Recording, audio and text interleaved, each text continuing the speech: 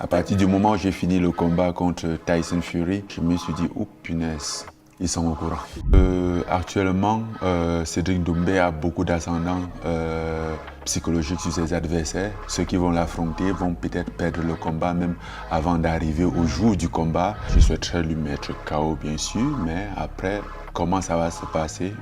Je sais que ça va se taper dessus. Voilà tout ce que je sais.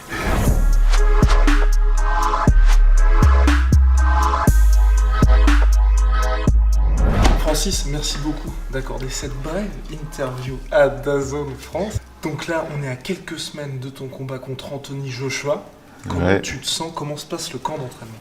Ça va très bien. Je pense qu'on est à moins de 3 semaines du combat, donc un peu moins de 2 semaines de préparation qui manque parce que la dernière semaine va être un peu plus médias et récupération et autre chose.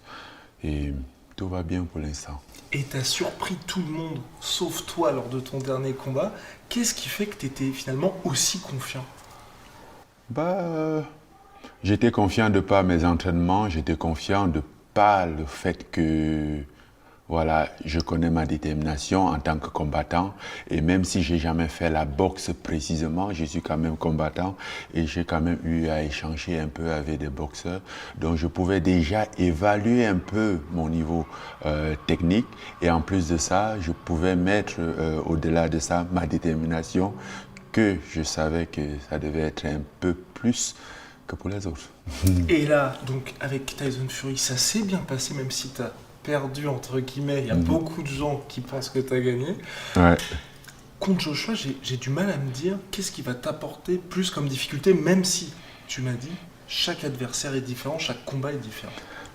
Chaque adversaire est différent, chaque combat est différent, chaque combattant apporte de l'adversité à son style peut-être, mais toujours est-il, Joshua c'est un colosse, il est solide, il frappe fort, il est technique, il a beaucoup plus d'expérience, une fois de plus, comme Tyson Fury. Et peut-être contrairement à Tyson Fury, il serait beaucoup mieux préparé parce que là, je pense qu'il est averti. Ouais. À partir du moment où j'ai fini le combat contre Tyson Fury, je me suis dit, oh punaise, ils sont au courant. Il n'y a plus d'effet de surprise maintenant. Il y a plus d'effet surprise parce que, voilà. Mais il y en a toujours d'effets surprises parce que je pense il a enregistré, il m'a enregistré de mon dernier combat et c'est ça qu'il a en tête. Et du coup, il ne considère pas trop la marge de progression que je peux avoir entre-temps ou qui peut avoir survenu au bout de cette expérience. Est-ce que tu es d'accord que physiquement, il y a aussi quelque chose qui s'est passé dans le combat? Moi, j'ai eu cette impression-là que dans le clinch, il a été surpris de se dire « Oula ». T'étais pas plus solide que prévu, mais quelque chose qu'il avait jamais vu. J'ai pas eu cette impression, mais oui, j'ai pas eu cette impression. Mais néanmoins, après le 3e round, quand il est allé au tapis, je sais qu'il y a eu un peu un effet de surprise, un effet choc, parce que dans son attitude, juste quelques secondes avant, je pense que dans son attitude, c'était OK. On a assez rigolé, il est temps de finir le combat. Et c'est comme ça que j'ai contre-attaqué et il s'est retrouvé au tapis. Donc, son cerveau a un peu mis du temps à enregistrer l'information et il était un peu choqué. Et je ne veux pas que ça te porte la poisse, mais est-ce que tu peux, toi, nous donner là ton pronostic? Comment tu vois les choses se passer contre Joshua?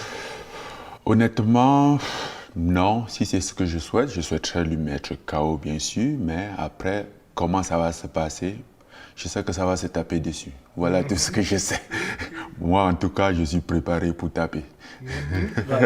On espère en tout cas. Et dernière question, là, c'est Cédric Doumbé qui va revenir contre Baki. Cédric, qui parle souvent de toi et très bien de toi. Qu'est-ce que tu penses de ce combat? Je pense que actuellement, Cédric Doumbé a beaucoup d'ascendants psychologiques sur ses adversaires qui, pour la plupart, au fait, qui jusqu'ici, pour ceux qui vont l'affronter, vont peut-être perdre le combat même avant d'arriver au jour du combat.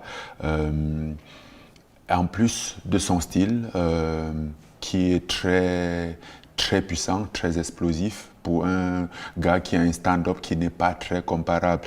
Effectivement, il y a d'autres qui vont appuyer sur le facteur, sur les techniques de lutte, ce qui aussi, je suis persuadé que Cyril Ndoumé est en train de travailler sur sa lutte parce qu'il est très malin pour bien identifier c'est quoi ses défauts.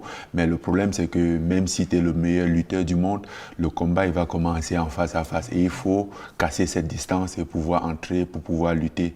Tu vois, et je pense que c'est là où il garde encore un avantage de plus, en plus de l'aspect psychologique. Et dernière question, comme ça on sera parfait dans le timing. Usyk contre Fury. Toi, selon toute vraisemblance, le vainqueur va t'intéresser. Comment tu vois les choses se passer? C'est un peu compliqué. Je pense que c'est un combat où tout le monde peut gagner. Ça peut être Usyk comme Fury, mais à mon avis, je pense que Fury est... Je donnerais un peu plus de pourcentage à Fury, ce qui fait que ça casse un peu la balance de 50-50. Statistiquement, oui. Je pense que Fury a de l'ascendance sur Usyk. Et c'est un combat il est fort possible que ça aille à la décision. Ouais. Okay. Je vois pas trop un combat un KO, ce qui n'empêche pas parce que c'est un combat de poids lourd et les deux, ils sont lourds, ils vont frapper, mais ils vont être très, très minutieux, très attentifs, et très coordonnés. Donc, ouais. Eh ben, parfait. Francis, merci beaucoup. Et puis, bon courage pour la dernière ligne droite. Merci Guillaume.